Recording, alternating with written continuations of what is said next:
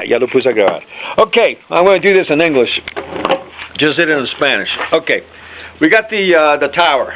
Okay, the point, the top, where the irrigation lines get hooked up to. Now, in the way that it's traditionally done, as a rule, is as you see the post. Okay, miren el post allá también abajo. Okay, as you see the post, you see that it has this at the very, very tip. Okay, and this is a T, 1-inch T with a 1-inch regular PVC piping. Okay, and originally we use the cross T cross or X as I call it, whatever, that goes at the top, and then on top goes the T, just the T by itself. And here the two lines of irrigation go through. One to bring the liquid, the other one is we modify with the misters to spray during the day.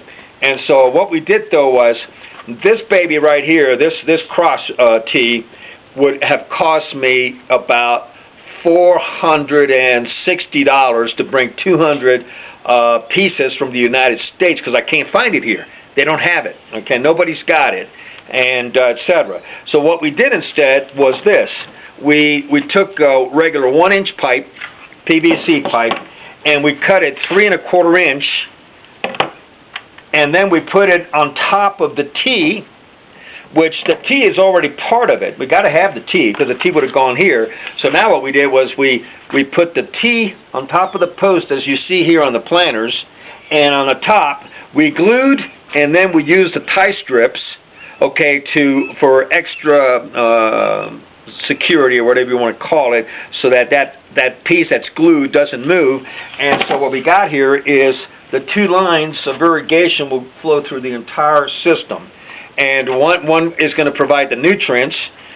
It'll get hooked up to the line with the small little lines, water lines, and these puncture the irrigation lines. And this feeds the nutrients to the first dish that you see right there at the very top of the planter. You see the round dish. They go right into there, and then that round dish starts to spread it, and it works its way down, and then it eventually drops down to the ground through the piping, and then it goes right back into the tanks. And it just recirculates what's not used. Very little is lost, and therefore the cost is very low. There's practically no waste. And so this line right here, this T, this cross T, would have cost me about $460 to bring the 200 pieces from the United States, because I can't find it here. No one's got it. So by doing it this way, which we took the T, which is already part of the system, okay, it would go like this.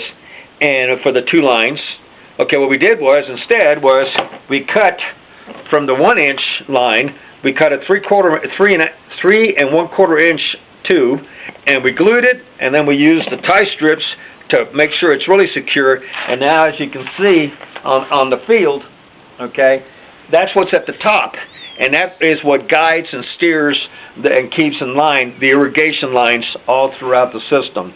And so, and this basically costs me, in doing it this way by cutting it in tie strips, it costs me about let's just say about $35. So instead of spending $460 on this cross T, okay, I did it this way, and it cost only about $35, so it saved me like $430 more or less, okay? A lot better way of doing it, okay? And instead use that money for something else. So we're moving ahead, and on the first of the month, now when finances get replenished and everything, I'm hoping to be able to completely finish it off. It'll have everything ready, as long as the supplier has all the remaining PVC, the lines, etc. that we need. We got it done. Everything will be bought, and the dream and the goal is that by the middle of December, it's 100% built. And around the 7th of December is where we're going to start the germination of the seeds, if I see that it's going the way that I need it to go. Okay, that we will be done by the 15th. And then that way, somewhere between the 3rd week to the last week of December, the tomato plants will be about 6 inches tall, maybe 7 or 8 inches tall, and they'll be ready to be transplanted into the planters. And then it's just rock and roll. And I've got a gentleman who's coming. He's got 2 greenhouses in which what he does is he does germination of seeds and plants, and then he sells them when they're 6 inches, 7 inches. He's coming tomorrow, and he's going to take a look at the second kitchen that I have here to see if it's suitable for the germination of the seeds and all that. But I got a funny feeling that what I'm going to do is I'm going to let him handle the germination of the seeds at his 2 greenhouses, which are less than 10 minutes away from here. And then for the first time, and then the second time I'll do it here.